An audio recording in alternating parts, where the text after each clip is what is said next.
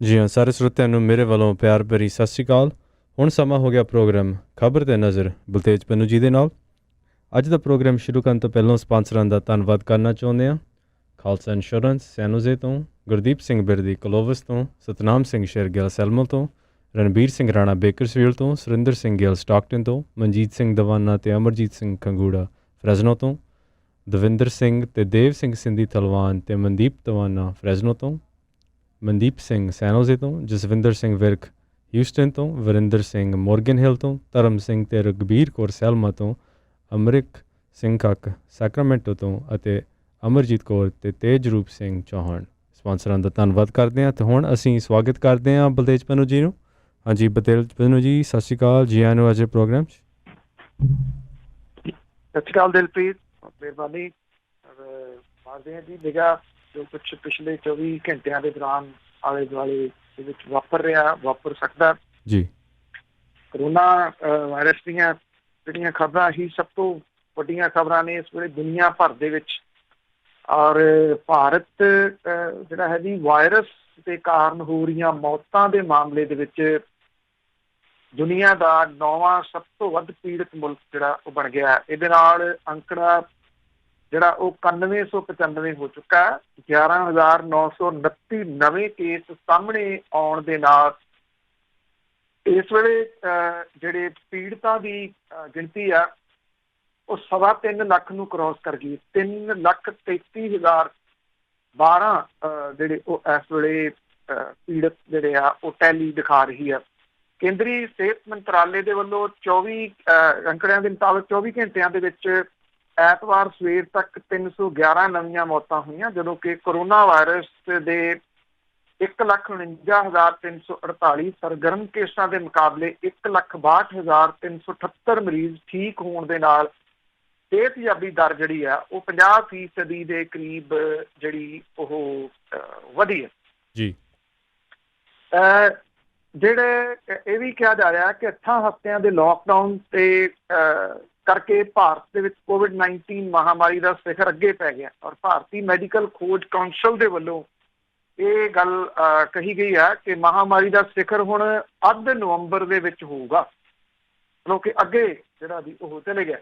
ਦੂਜੇ ਪਾਸੇ ਦੇਸ਼ ਦੀ ਰਾਜਧਾਨੀ ਦਿੱਲੀ ਦੇ ਵਿੱਚ ਖਤਰਨਾਕ ਹੋ ਰਹੇ ਕਰੋਨਾ ਵਾਇਰਸ ਨੂੰ ਠੱਲ ਪਾਉਣ ਦੇ ਵਾਸਤੇ ਹੁਣ ਸੈਂਟਰ ਦੀ ਸਰਕਾਰ ਵੀ ਜਿਹੜੀ ਆ ਉਹ ਬਹੁਤ ਦੇਰ ਦੇ ਨਾਲ ਸਾਹਮਣੇ ਆਈ ਆ। ਜਿੰਨੇ ਸੈਂਟਰ ਦੀ ਸਰਕਾਰ ਦੇ ਅੰਡਰ ਆਉਂਦੇ ਹਸਪੀਟਲ ਨੇ ਉਹਨਾਂ ਨੂੰ ਅਜੇ ਤੱਕ ਨਹੀਂ ਸੀ ਜਿਹੜਾ ਦੀ ਉਹ ਖੋਲਿਆ ਜਾ ਰਿਹਾ, ਮਤਲਬ ਕਿ ਉੱਥੇ ਕਰੋਨਾ ਵਾਇਰਸ ਦੇ ਪੇਸ਼ੈਂਟ ਜਿਹੜੇ ਹੋਣ। ਦਿੱਲੀ ਦੀ ਸਰਕਾਰ ਤੇ ਕੇਂਦਰ ਦੀ ਸਰਕਾਰ ਆਪਸ ਦੇ ਵਿੱਚ ਜਿਹੜੀਆਂ ਉਹ ਮਿਲੀਆਂ ਨੇ ਇੱਟ ਖੜੱਕਾ ਛੱਡ ਕੇ। ਇਹਦੇ ਵਿੱਚੋਂ ਕੀ ਨਿਕਲਦਾ ਉਹ ਦੇਖਦੇ ਹਾਂ। ਹੌਟਸਪੌਟ ਵਾਲੇ ਖੇਤਰਾਂ ਦੇ ਵਿੱਚ ਡੋਰ ਟੂ ਡੋਰ ਜਾ ਕੇ ਸਰਵੇਖਣ ਹੋਊਗਾ। ਰਾਜਧਾਨੀ 'ਚ ਕਰੋਨਾ ਵਾਇਰਸ ਨੂੰ ਠੱਲਣ ਦੇ ਵਾਸਤੇ ਇਹ ਅਹਿਮ ਮੀਟਿੰਗ ਹੋਈ ਹੈ। ਬੈੱਡਾਂ ਦੀ ਕਮੀ ਦੂਰ ਕਰਨ ਦੇ ਵਾਸਤੇ 500 ਰੇਲ ਕੋਚ ਮੁਹੱਈਆ ਕਰਵਾਏ ਗਏ ਆ। ਜਿਹੜੇ ਇਹ ਟ੍ਰੇਨ ਦੇ ਡੱਬੇ ਨੇ ਇਹਨਾਂ ਦੇ ਅੰਦਰ ਬੈੱਡ ਜਿਹੜੇ ਆ ਉਹ ਤਿਆਰ ਕੀਤੇ ਗਏ ਆ। ਪ੍ਰਾਈਵੇਟ ਹਸਪੀਟਲਾਂ ਦੇ 60% ਬੈੱਡ ਸਸਤੇ ਰੇਟ ਦੇ ਉੱਤੇ ਦੇਣ ਦੇ ਬਾਰੇ ਕਮੇਟੀ ਜਿਹੜੀ ਬਣੀ ਆ। ਕੇਂਦਰ ਨੇ 5 ਸੀਨੀਅਰ ਅਧਿਕਾਰੀਆਂ ਦੀ ਦਿੱਲੀ ਸਰਕਾਰ ਦੀ ਸਹਾਇਤਾ ਦੇ ਵਾਸਤੇ ਨਿਯੁਕਤੀ ਜਿਹੜੀ ਉਹ ਕੀਤੀ ਆ। ਜੇ ਆਪਾਂ ਪੰਜਾਬ ਦੇ ਉੱਤੇ ਆ ਜਾਈਏ ਤਾਂ ਪੰਜਾਬ ਦੇ ਵਿੱਚ 3 ਹੋਰ ਮਰੀਜ਼ਾਂ ਦੀ ਮੌਤ ਪਿਛਲੇ 24 ਘੰਟਿਆਂ ਦੇ ਦੌਰਾਨ ਹੋਈ ਹੈ। ਅੰਮ੍ਰਿਤਸਰ ਤੇ ਲੁਧਿਆਣਾ ਦੇ ਵਿੱਚ ਵੱਧ ਰਹੇ ਕੇਸਾਂ ਦੇ ਕਰਕੇ ਸਰਕਾਰ ਜਿਹੜੀ ਆ ਦੀ ਉਹ ਫਿਕਰਮੰਦੀ ਹੀ ਜਤਾ ਰਹੀ ਆ। ਅੰਮ੍ਰਿਤਸਰ ਦੇ ਵਿੱਚ ਜਿਹੜਾ ਸੀ ਅਵਤਾਰ ਸਿੰਘ ਦੇ ਨਾਂ ਦੇ ਮਰੀਜ਼ ਦੀ ਮੌਤ ਹੋਈ, ਜਦੋਂ ਕਿ ਸੰਗਰੂਰ ਤੇ ਪਠਾਨਕੋਟ ਦੇ ਵਿੱਚ ਇੱਕ ਮੌਤ ਹੋਈ। ਸੰਗਰੂਰ ਪ੍ਰਸ਼ਾਸਨ ਕੋਈ ਸਰਜਰੀ ਮੌਤ ਹੋਣ ਤੋਂ ਨਾ ਕਰ ਰਿਹਾ, ਜਦੋਂ ਕਿ ਪੰਚਾਇਤੀ ਰਾਜ ਦਾ ਇੱਕ SDO ਵੀ ਕਰੋਨਾ ਵਾਇਰਸ ਤੋਂ ਪੋਜ਼ਿਟਿਵ ਜਿਹੜਾ ਉਹ ਦੱਸਿਆ ਗਿਆ।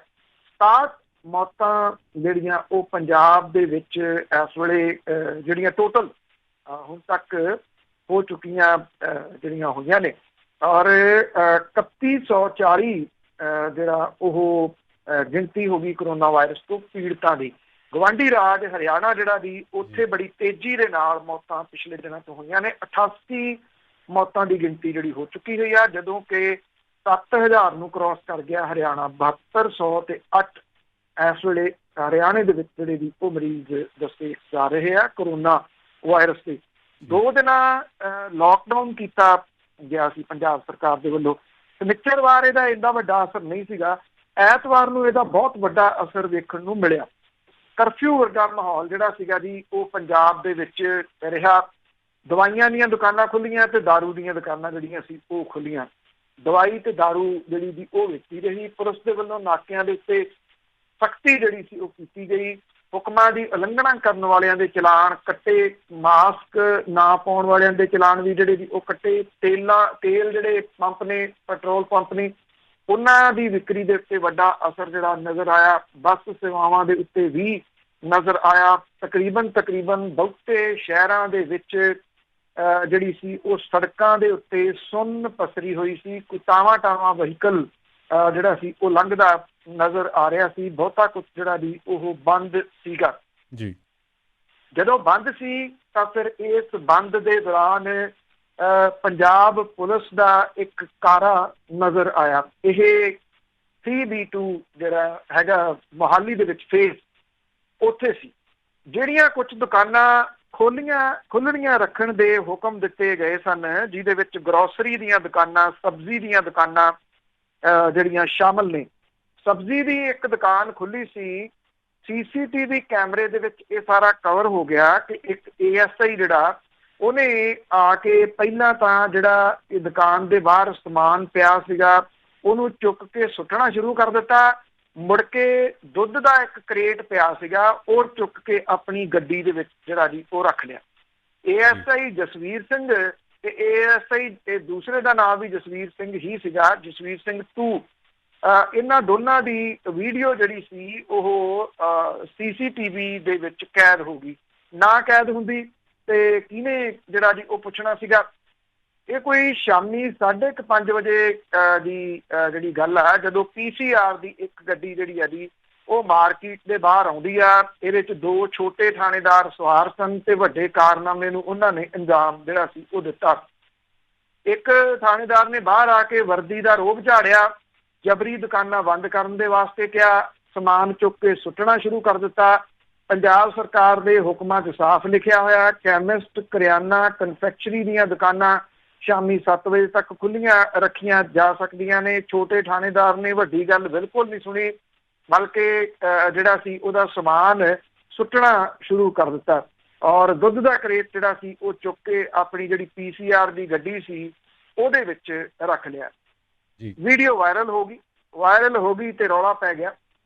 ਰੌਲਾ ਜਿਹੜਾ ਸੀਗਾ ਜਦੋਂ ਪਿਆ ਤੇ ਫਿਰ ਜਿਹੜੇ ਸੀ ਉਹ ਸੀਨੀਅਰਾਂ ਨੂੰ ਇਹਦੇ ਉੱਤੇ ਕਾਰਵਾਈ ਜਿਹੜੀ ਸੀ ਉਹ ਕਰਨੀ ਪੈ ਗਈ ਔਰ ਕਾਰਵਾਈ ਦੇ ਵਿੱਚ ਇਹਨਾਂ ਦੋਨਾਂ ਨੂੰ ਜਿਹੜਾ ਜੀ ਉਹ ਮੁਅੱਤਲ ਕਰ ਦਿੱਤਾ ਗਿਆ।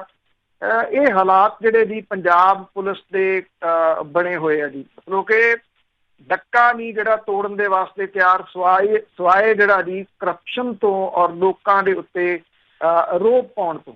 ਜੇ ਕੋਈ ਮਾੜਾ ਧੀੜਾ ਜਿਹੜਾ ਜੀ ਟੱਕਰ ਗਿਆ ਉਹਦੇ ਨਾਲ ਇਹ ਹਸ਼ਰ ਕਰਦੇ ਆ, ਕੋਈ ਤਕੜਾ ਆ ਤੇ ਉਹਦੇ ਉੱਤੇ ਚਾਹੇ ਜਿਹੜਾ ਜੀ ਅਸਲਾ ਐਕਟ ਦੇ ਕੇਸ ਦਰਜ ਹੋਣ ਤੇ ਉਹ ਉਹਨਾਂ ਦੀਆਂ ਅੱਖਾਂ 'ਚ ਘੱਟਾ ਪਾ ਕੇ ਉਹਨਾਂ ਦੇ ਆਲੇ ਦੁਆਲੇ ਗਾਣੇ ਗਾਉਂਦਾ ਤੁਰਿਆ ਫਿਰਦਾ ਜੀ। ਉੱਥੇ ਕੋਈ ਰੋਕਣ ਦੇ ਵਾਸਤੇ ਤਿਆਰ ਨਹੀਂ, ਕਿਉਂਕਿ ਉੱਥੋਂ ਪੈਸੇ ਮਿਲ ਰਹੇ ਆ। ਇਹ ਜਿਹੜੇ ਦੁਕਾਨਦਾਰ ਜਿਹੜੇ 2-2 ਮਹੀਨੇ ਵਿਚਾਰੇ ਅੰਦਰ ਬੈਠੇ ਰਹੇ ਆ, ਉਹਨਾਂ ਦੀ ਰੋਟੀ ਰੋਜੀ ਦਾ ਜੁਗਾੜ ਇਹੀ ਦੁਕਾਨਾਂ ਨੇ। ਇਹ ਪੁਲਿਸ ਵਾਲੇ ਹੁਣ ਉਹਨਾਂ ਦੁਕਾਨਾਂ ਨੂੰ ਢਾਉਣ ਜਿਹੜਾ ਜੀ ਉਤਰ ਪਿਆ। ਹੈਰਾਨਗੀ ਆ ਕਿ ਪੁਲਿਸ ਜਿਹੜੀ ਕਿ ਬੱਲਾ ਲਾਈ ਫਿਰਦੀ ਸੀ, ਮੈਂ ਵੀ ਹਰਜੀਤ ਸਿੰਘ, ਔਰ ਟਿਕਟੋਕ ਦੇ ਉੱਤੇ ਬਹੁਤ ਜਿਹੜੀਆਂ ਦੀ ਵੀਡੀਓ ਪਾਉਂਦੀ ਸੀ ਵੀ ਇਹ ਤਾਂ ਲੋਕਾਂ ਨੂੰ ਕੇਕ ਦੇਣ ਜਾਂਦੇ ਆ, ਇਹ ਤਾਂ ਲੋਕਾਂ ਦੀ ਮਦਦ ਕਰਨ ਦੇ ਵਾਸਤੇ ਜਿਹੜਾ ਜੀ ਉਹ ਜਾਂਦੇ ਆ, ਉਹ ਸਾਰਾ ਕੁਝ ਜਿਹੜਾ ਉਹ ਧਰਾਇਆ ਰਹਿ ਗਿਆ। ਇਹਨਾਂ ਦਿਨਾਂ ਦੇ ਵਿੱਚ ਪੰਜਾਬ ਦੇ ਵਿੱਚ ਝੋਨਾ ਲੱਗ ਰਿਹਾ। ਪੰਜਾਬੀ ਜਿਹੜੇ ਆ ਉਹ ਹੱਥੀਂ ਕਿਰਤ ਕਰਨ ਵੱਲ ਨੂੰ ਪਰਤੇ ਆ। ਕੁਝ ਇਹ ਆਪਣੇ ਆਪ ਦੇ ਵਿੱਚ ਥੋੜੀ ਤਸੱਲੀ ਦੇਣ ਵਾਲੀ ਗੱਲ ਹੈ। ਨਹੀਂ, ਪੰਜਾਬੀ ਜਿਹੜੇ ਸੀ ਉਹ ਹੱਥੀਂ ਕਿਰਤ ਕਰਨ ਨੂੰ ਤਲਾਂਜਲੀ ਦੇ ਗਏ ਸੀਗੇ। ਪੜ੍ਹੇ ਲਿਖੇ ਵੀ ਜਿਹੜੇ ਨੇ ਜੀ ਉਹ ਵੀ ਹੁਣ ਇਸ ਪਾਸੇ ਵੱਲ ਨੂੰ ਪਰਤੇ ਆ। ਪ੍ਰਵਾਸੀ ਮਜ਼ਦੂਰ ਚਲੇ ਗਏ, ਜਿਹੜੇ ਇੱਥੇ ਲੋਕਲ ਮਜ਼ਦੂਰ ਨੇ ਉਹ ਪੈਸੇ ਜ਼ਿਆਦਾ ਮੰਗਦੇ ਆ, ਜਿਹਦੇ ਕਰਕੇ ਜਿਹੜਾ ਛੋਟਾ ਕਿਸਾਨ ਹੈ ਉਹਦੇ ਬੱਚੇ ਵੀ ਨਾਲ ਹੱਥ ਵੰਡਾਉਣ ਲੱਗੇ ਆ। ਜਿਹੜੇ ਕਿ ਪਹਿਲਾਂ 2 GB ਨੈਟ ਪੈਕ ਸ਼ਾਮ ਤੱਕ ਮੁਕਾਉਣ ਨੂੰ ਆਪਣੀ ਬੜੀ ਵੱਡੀ ਸਫਲਤਾ ਸਮਝਦੇ। ਉੱਚ ਵਿੱਦਿਆ ਹਾਸਲ ਜਿਹੜੀਆਂ ਜੀ ਲੜਕੀਆਂ ਵੀ ਉਹ ਆਪਣੇ ਮਾਪਿਆਂ ਦਾ ਹੱਥ ਜਿਹੜਾ ਉਹ ਬਣਾ ਰਹੀਆਂ ਨੇ, ਖੇਤਾਂ ਦਾ ਪੁੱਤ ਜਿਹੜੀਆਂ ਬਣ ਰਹੀਆਂ ਨੇ। ਗਰੀਬੀ ਤੰਗੀ ਤੁਰਸ਼ੀ ਝੱਲ ਰਹੇ ਪਰਿਵਾਰ ਜਿਹੜੇ ਨੇ ਉਹ ਔਖੇ ਸੌਖੇ ਹੋ ਕੇ ਆਪਣੀਆਂ ਕੁੜੀਆਂ ਨੂੰ ਪੜ੍ਹਾ ਰਹੇ ਨੇ, ਪਰ ਪੜ੍ਹਾ ਕੇ ਜਦੋਂ ਅੱਗੇ ਕੋਈ ਰਾਹ ਨਹੀਂ ਦੀਦਾ ਤੇ ਖੇਤਾਂ ਦੇ ਵਿੱਚ ਝੋਨਾ ਲਗਵਾਉਣ ਦੇ ਵਾਸਤੇ ਹੁਣ ਉਹ ਮਜਬੂਰ ਨੇ। ਪੱਕੇ ਰੁਜ਼ਗਾਰ ਮਿਲਣ ਦੀ ਪੈ ਰਹੀ ਮੱਧਮ ਆਸ ਜਿਹੜੀ ਆ, ਘਰੇਲੂ ਆਰਥਿਕ ਮਜਬੂਰੀਆਂ ਨੇ ਇਹਨਾਂ ਦਾ ਰੁਖ ਖੇਤਾਂ ਵੱਲ ਮੋੜਿਆ। ਮਾਪਿਆਂ ਨੇ ਤੰਗੀਆਂ ਝੱਲ ਕੇ MA BEd MEd ਹਾਸਲ ਕਰਵਾਈ। ਮਾਪਿਆਂ ਨੇ ਇਹ ਸੋਚਿਆ ਨਹੀਂ ਸੀ ਕਿ ਉਹਨਾਂ ਦੀਆਂ ਜਿਹੜੀਆਂ ਧੀਆਂ ਨੇ ਇੰਨਾ ਪੜ੍ਹ ਕੇ ਉਹਨਾਂ ਨੂੰ 45-44 ਡਿਗਰੀ ਤਾਪਮਾਨ ਦੇ ਵਿੱਚ ਪਾਣੀ ਝੋਨਾ ਲਾਉਣਾ ਪਊਗਾ। ਭੈਣੀ ਪੱਤੇ ਦੇ ਮਜ਼ਦੂਰ ਪਰਿਵਾਰ ਦੀ ਕੁੜੀ ਜਿਹੜੀ ਆ MA BEd ਦੇ ਨਾਲ ਟੈਟ ਪਾਸ ਹੈ। ਟੈਟ ਜਿਹੜਾ ਟੈਸਟ ਆ ਬੜਾ ਔਖਾ ਟੈਸਟ ਹੈ। ਇਹ ਟੀਚਰ ਲੱਗਣ ਦੇ ਵਾਸਤੇ ਪਾਸ ਕਰਨਾ ਜ਼ਰੂਰੀ ਹੁੰਦਾ। ਸਰਕਾਰ ਤੋਂ ਕੋਈ ਨੌਕਰੀ ਨਹੀਂ ਮਿਲੀ, ਹੁਣ MEd ਦੀ ਪੜ੍ਹਾਈ ਕਰਨ ਦੇ ਨਾਲ ਪਰਿਵਾਰ ਦੇ ਨਾਲ ਖੇਤਾਂ 'ਚ ਝੋਨਾ ਲਾ ਰਹੀ ਹੈ। ਉਹਦੀ ਤਾਏ ਦੀ ਕੁੜੀ MA BEd ਪਾਸ ਹੈ, ਪਰਿਵਾਰ ਦੇ ਨਾਲ ਖੇਤਾਂ 'ਚ ਦਿਹਾੜੀ ਕਰ ਰਹੀ ਹੈ। ਨਾਰਾਇਣਗੜ੍ਹ ਸੋਹੀਆਂ ਦੀ ਮਜ਼ਦੂਰ ਧੀ ਕੋਮਲਜੀਤ ਕੌਰ ਜਿਹੜੀ ਹੈ ਉਹ MA ਪੰਜਾਬੀ ਦੀ ਪੜ੍ਹਾਈ ਕਰ ਰਹੀ ਹੈ। ਲਾਕਡਾਊਨ ਨੇ ਘਰ ਦੀ ਆਰਥਿਕਤਾ ਨੂੰ ਸੱਟ ਮਾਰੀ, ਹੁਣ ਆਪਣੇ ਪਰਿਵਾਰ ਦੇ ਮੈਂਬਰਾਂ ਦੇ ਨਾਲ ਦਿਹਾੜੀ ਤੇ ਝੋਨਾ ਲਾਉਣ ਜਾਂਦੀ ਹੈ। ਉਹਦਾ ਇਹ ਕਹਿਣਾ ਹੈ ਕਿ ਜਦੋਂ ਔਰਤਾਂ ਬਾਕੀ ਖੇਤਰਾਂ ਦੇ ਵਿੱਚ ਮੋਢੇ ਨਾਲ ਮੋਢਾ ਲਾ ਕੇ ਕੰਮ ਕਰ ਰਹੀਆਂ ਨੇ ਤੇ ਅਜਿਹੀ ਮਜ਼ਦੂਰੀ ਕਰਨ ਦੇ ਵਿੱਚ ਕੋਈ ਹਰਜ ਨਹੀਂ ਹੈ। ਵੈਸੇ ਜੇ ਆਹ ਗੱਲ ਸਮਝ ਆ ਜਾਵੇ ਬਹੁਤਿਆਂ ਨੂੰ ਤੇ ਪੰਜਾਬ ਦੀ ਸਮੱਸਿਆ ਜਿਹੜੀ ਆ ਉਹ ਕਾਫੀ ਹੱਦ ਤੱਕ ਹੱਲ ਹੋ ਸਕਦੀ ਹੈ। ਬੀਲਾ ਪਿੰਡ ਦੀ ਜਿਹੜੀ ਅਮਨਦੀਪ ਕੌਰ ਆ BTech ਪਾਸ ਹੈ। ਬਿਜਲੀ ਬੋਰਡ ਦੀ ਨੌਕਰੀ 'ਚ ਚੋਣ ਤਾਂ ਹੋ ਚੁੱਕੀ ਹੈ, ਪਰ ਨੌਕਰੀ ਦੀ ਅਜੇ ਕਾਰਵਾਈ ਪੂਰੀ ਨਹੀਂ ਹੋਈ। ਉਦੋਂ ਤੱਕ ਝੋਨਾ ਉਹ ਵੀ ਜਿਹੜਾ ਜੀ ਉਹ ਲਾ ਰਹੀ ਹੈ।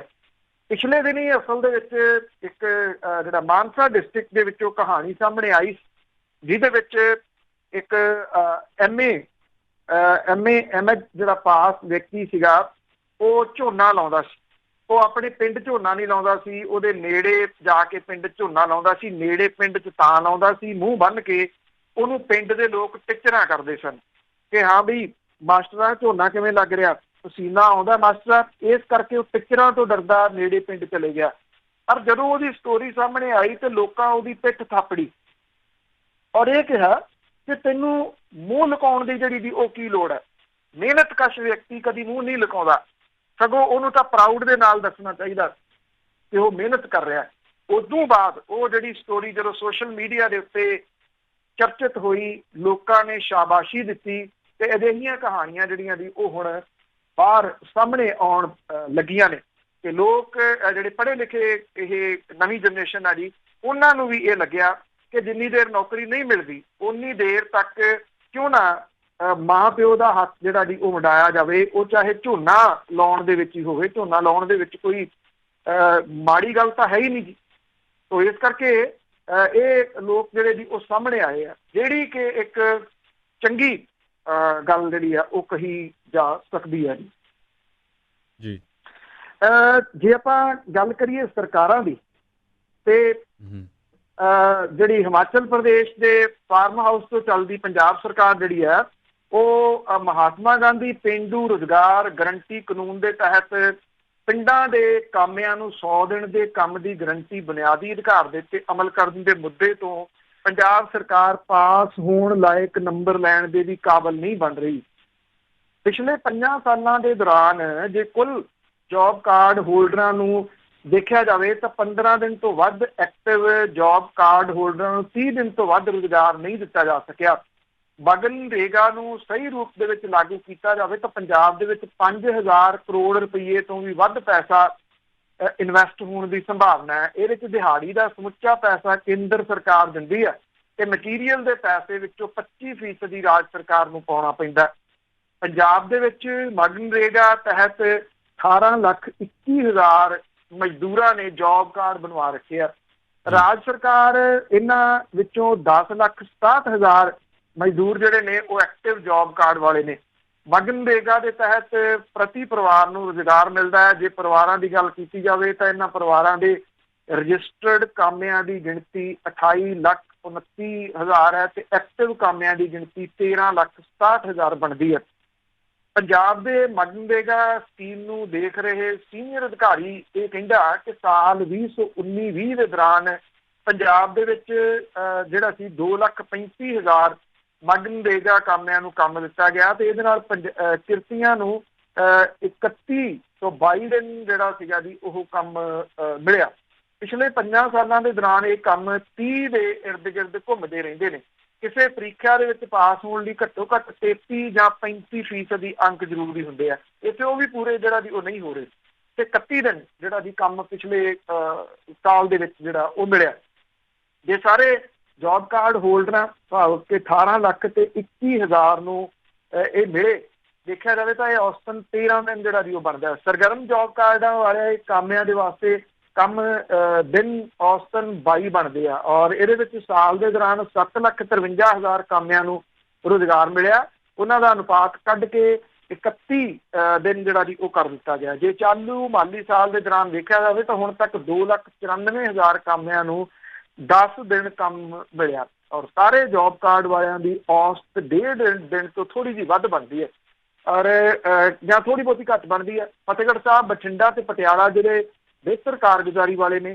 ਸਾਹਿਬਜ਼ਾਦਾ ਅਜੀਤ ਸਿੰਘ ਨਗਰ, ਪਠਾਨਕੋਟ ਤੇ ਜਲੰਧਰ ਫਾਡੀ ਜ਼ਿਲ੍ਹਿਆਂ ਦੇ ਵਿੱਚ ਸ਼ਾਮਲ ਨੇ।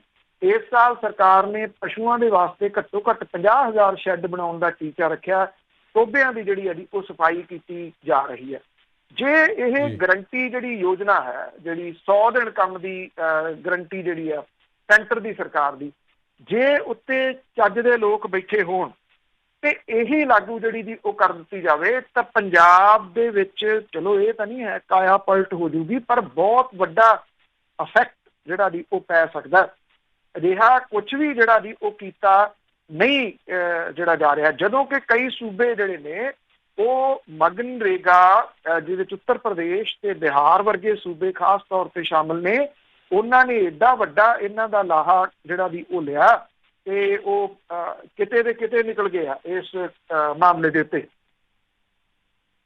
ਕੋਰੋਨਾ ਵਾਇਰਸ ਦੇ ਸੰਕਟ ਦੇ ਦੌਰਾਨ ਜਿਹੜੀ ਕਰਫਿਊ ਸੀਗਾ ਉਹਦੇ ਖੁੱਲਣ ਤੋਂ ਪਹਿਲੇ ਪੜਾਅ ਦੇ ਹੇਠ ਹੋਟਲ ਤੇ ਰੈਸਟੋਰਾਂ ਖੁੱਲਣ ਦੀ ਪ੍ਰਵਾਨਗੀ ਮਿਲਣ ਦੇ ਬਾਵਜੂਦ ਵੱਡੀ ਗਿਣਤੀ ਦੇ ਵਿੱਚ ਹੋਟਲ ਤੇ ਰੈਸਟੋਰਾਂ ਫਿਲਹਾਲ ਬੰਦ ਨੇ।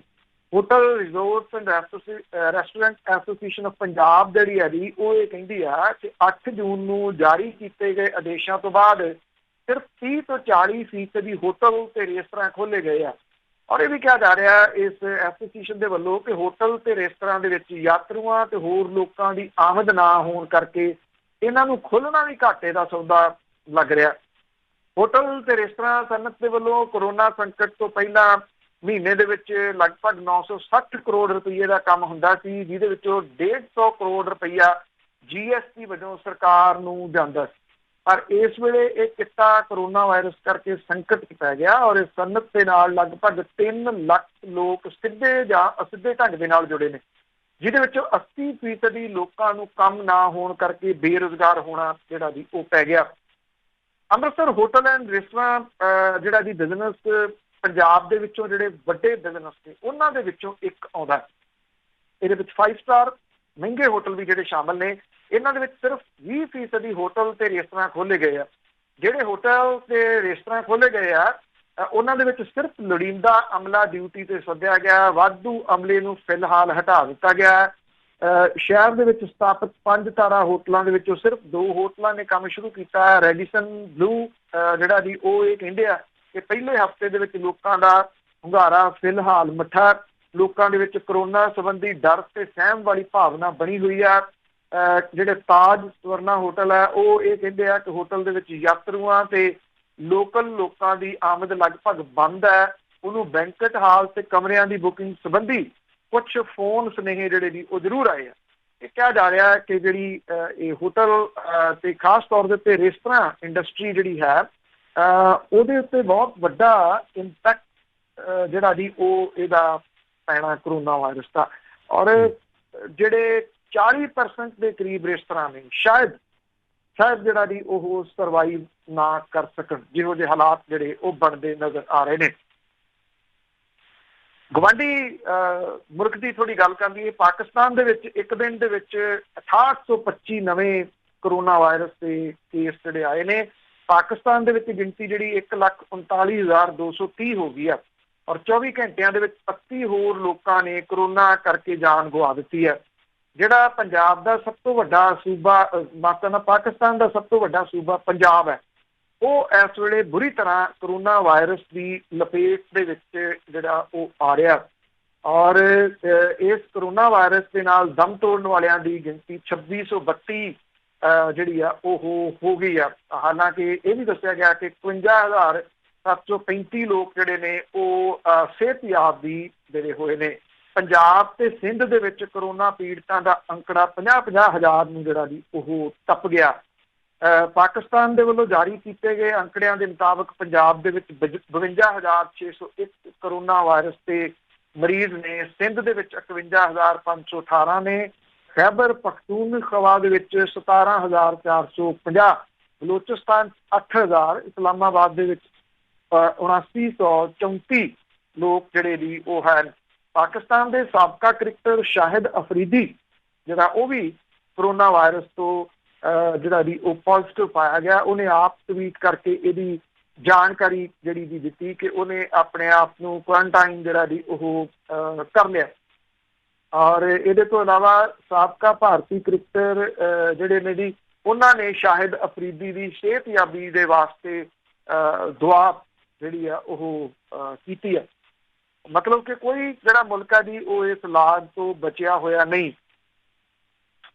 ਤੇ ਜਿਹੜੇ ਅਮਰੀਕਾ ਦੇ ਵਿੱਚੋਂ ਸ਼ੁਰੂ ਹੋਏ ਮੁਜ਼ਾਹਰੇ ਸੀਗੇ ਜੀ, ਇੱਕ ਸਿਆਹ ਵਿਅਕਤੀ ਦੀ ਮੌਤ ਤੋਂ ਬਾਅਦ ਉਹਨੇ ਜਿਹੜਾ ਯੂਨਾਈਟਿਡ ਕਿੰਗਡਮ ਹੈ ਉਹਨੂੰ ਵੀ ਆਪਣੀ ਲਪੇਟ ਦੇ ਵਿੱਚ ਲਿਆ ਔਰ ਲੰਡਨ ਦੇ ਵਿੱਚ ਹੋਏ ਜਿਹੜੇ ਮੁਜ਼ਾਹਰੇ ਨੇ ਉਹ ਹਿੰਸਕ ਹੋ ਗਏ ਆ, ਜਿੱਥੇ 100 ਲੋਕ ਗ੍ਰਿਫਤਾਰ ਕੀਤੇ ਗਏ ਆ, 19 ਫੱਟੜ ਜਿਹੜਾ ਉਹ ਹੋਏ ਆ। ਸਕਾਟਲੈਂਡ ਯਾਰਡ ਦੇ ਮੁਤਾਬਕ 100 ਲੋਕਾਂ ਨੂੰ ਗ੍ਰਿਫਤਾਰ ਕੀਤਾ ਗਿਆ, 6 ਪੁਲਿਸ ਵਾਲਿਆਂ ਸਣੇ 19 ਲੋਕ ਫੱਟੜ ਹੋਏ ਆ।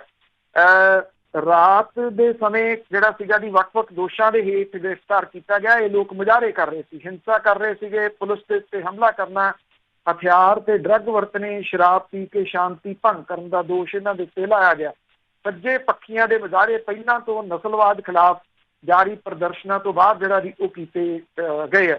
ਸ਼ਾਮ 5 ਵਜੇ ਕਰੀਬ 200 ਜਣੇ ਕਰਫਿਊ ਦੀ ਉਲੰਘਣਾ ਕਰਕੇ ਪਾਰਲੀਮੈਂਟ ਸਕੁਏਅਰ ਦੇ ਨੇੜੇ ਵਿੰਸਟਨ ਚਰਚਿਲ ਦੇ ਬੁੱਤ ਦੇ ਕੋਲੇ ਇਕੱਠੇ ਹੋ ਗਏ। ਦੂਜੀ ਧਿਰ ਬਲੈਕ ਲਾਈਵਜ਼ ਮੈਟਰ ਮੁਜ਼ਾਹਰਾਕਾਰੀਆਂ ਨੂੰ ਡੱਕਣ ਲਈ ਪੁਲਿਸ ਨੇ ਰੋਕਾਂ ਲਾਈਆਂ। ਪ੍ਰਧਾਨ ਮੰਤਰੀ ਬੋਰਿਸ ਜੌਨਸਨ ਨੇ ਹਿੰਸਾ ਦੀ ਨਿਖੇਧੀ ਕੀਤੀ ਆ। ਅਮਰੀਕਾ ਦੇ ਨਿਊ ਔਰਲੀਨਜ਼ ਵਿੱਚ ਮੁਜ਼ਾਹਰਾਕਾਰੀਆਂ ਨੇ ਪੁਰਾਣੇ ਸਮਿਆਂ ਦੇ ਦੌਰਾਨ ਗੁਲਾਮੀ ਕਰਵਾਉਣ ਵਾਲੀ ਸ਼ਖਸੀਅਤ ਦੇ ਬੁੱਤ ਤੋੜ ਕੇ ਇਹਨੂੰ ਮਿਸੀਸਿਪੀ ਦਰਿਆ ਦੇ ਵਿੱਚ ਜਿਹੜਾ ਵੀ ਉਹ ਸੁੱਟ ਦਿੱਤਾ। ਔਰ ਥਾਂ ਦੇ ਉੱਤੇ ਇੰਗਲੈਂਡ ਦੇ ਵਿੱਚ ਜਿਹੜੇ ਆ ਜੀ ਉਹ ਮੁਜ਼ਾਹਰੇ ਹੋਣ ਦੀਆਂ ਜਿਹੜੀਆਂ ਉਹ ਖਬਰਾਂ ਆ ਰਹੀਆਂ ਨੇ। ਨਾ ਸਿਰਫ ਇੰਗਲੈਂਡ ਦੇ ਵਿੱਚ ਬਲਕਿ ਪੈਰਿਸ ਦੇ ਵਿੱਚ ਵੀ ਇਹ ਮੁਜ਼ਾਹਰੇ ਹੋਏ ਨੇ, ਜਿਹੜੇ ਕਿ ਰੁਕਣ ਦਾ ਨਾਮ ਨਹੀਂ ਜਿਹੜਾ ਵੀ ਉਹ ਲੈ ਰਹੇ। ਜਿਉਂ ਇਹ ਸਿਆਹ ਵਿਅਕਤੀ ਦੀ ਅਮਰੀਕਾ ਦੇ ਵਿੱਚ ਜਿਹੜੀ ਉਹ ਮੌਤ ਹੋਈ ਹੈ, ਬੇਸ਼ੱਕ ਅਮਰੀਕਾ ਦੇ ਵਿੱਚ ਅਜੇ ਕਾਫੀ ਹੱਦ ਤੱਕ ਕੰਟਰੋਲ ਦੱਸਿਆ ਜਾਂਦਾ, ਪਰ ਇਹ ਤਕਰੀਬਨ ਦੁਨੀਆ ਦੇ ਬਹੁਤੇ ਹਿੱਸਿਆਂ ਦੇ ਵਿੱਚ ਜਿਹੜਾ ਜੀ ਉਹ ਫੈਲ ਗਏ ਇਹ ਜਿੰਨੇ ਮੁਜ਼ਾਹਰੇ ਸਨ। Thank you very much Dilpreet ji, ਬਹੁਤ ਬਹੁਤ ਧੰਨਵਾਦ ਬਲੇਜ ਪੰਨੂ ਜੀ। ਸਤਿ ਸ਼੍ਰੀ ਅਕਾਲ। ਸਤਿ ਸ਼੍ਰੀ ਅਕਾਲ। ਇਹ ਸਨ ਬਲੇਜ ਪੰਨੂ ਜੀ ਅੱਜ ਦੇ ਪ੍ਰੋਗਰਾਮ 'ਚ ਖਬਰ ਤੇ ਨਜ਼ਰ, ਤੇ ਅਸੀਂ ਇੱਦਾਂ ਹੀ ਇਜਾਜ਼ਤ ਲੈਂਦੇ ਹਾਂ, ਕੱਲ੍ਹ ਨੂੰ ਮਿਲਦੇ ਹਾਂ। ਮੇਰੇ ਵੱਲੋਂ ਸਾਰਿਆਂ ਨੂੰ ਪਿਆਰ ਭਰੀ ਸਤਿ ਸ਼੍ਰੀ ਅਕਾਲ।